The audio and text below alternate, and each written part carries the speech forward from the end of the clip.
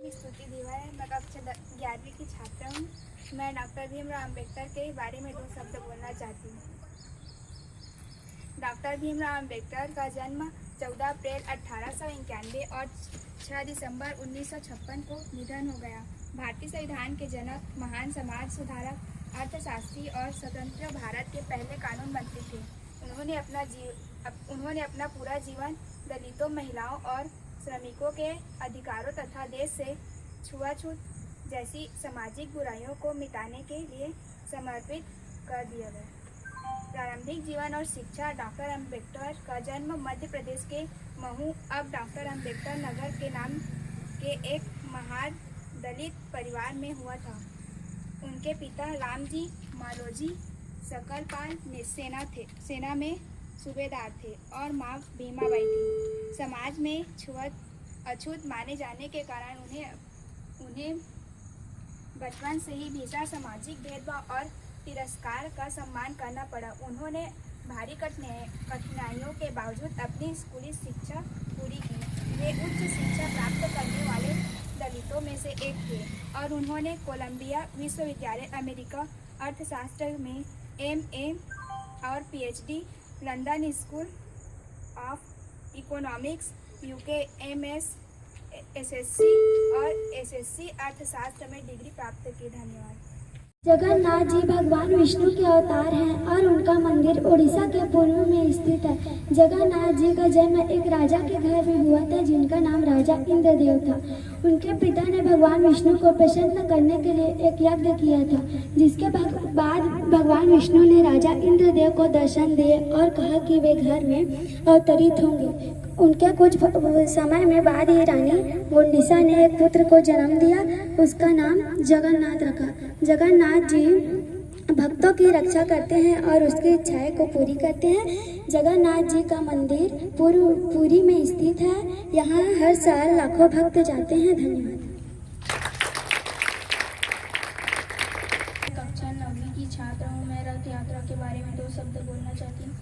रथ यात्रा प्रसिद्ध धार्मिक और सांस्कृतिक पर्व है। यह मुख्य रूप से ओडिशा के पुरी शहर में मनाई जाती है। इस यात्रा में भगवान जगन्नाथ, बलभद्र और सुभद्रा पूजा की जाती है। तीनों देवताओं को भव्य रथों में नगर भ्रमण कराया जाता है। मैं कक्षा 9वीं की छात्रा हूँ। कल हमारे स्कूल में चुनाव हुआ शाला नायक एवं शाला नायिका का, जिसके बारे में मैं कुछ कहना चाहती हूँ। आज मैं स्कूल चुनाव के विषय में अपने विचार प्रस्तुत करना चाहती हूँ। स्कूल चुनाव विद्यार्थियों को लोकतंत्र की पहली सीख देता है। इसके माध्यम से छात्र अपने प्रतिनिधित्व का चुनाव करते हैं, जो उनकी समस्याओं और सुझावों को विद्यालय प्रशासन तक पहुंचाने का कार्य करता है। चुनाव हमें मतदान का महत्व, जिम्मेदारी और नेतृत्व के गुण सिखाता है। एक अच्छे उम्मीदवार का चुनाव उसकी ईमानदारी, अनुशासन, जिम्मेदारी और सेवा भावना के आधार पर करना चाहिए, न कि केवल मित्रता या लोकप्रियता के आधार पर। मतदान करते समय हमें सोच समझ कर अपने मत का उपयोग करना चाहिए, क्योंकि सही प्रतिनिधित्व पूरे विद्यालय के विकास में महत्वपूर्ण भूमिका निभाता है।